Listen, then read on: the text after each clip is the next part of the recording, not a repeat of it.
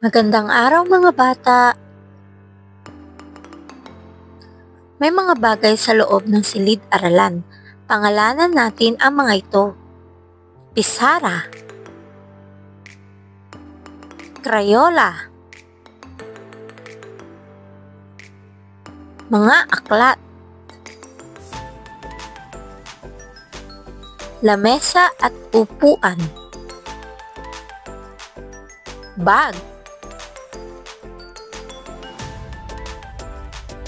gunting, ruler, pandikit, pambura, pantasa, tisa, tinta, lapis.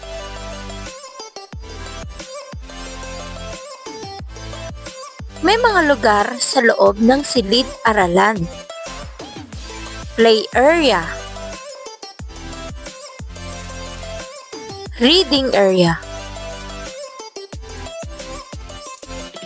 working area. Hanggang sa muli, paalam!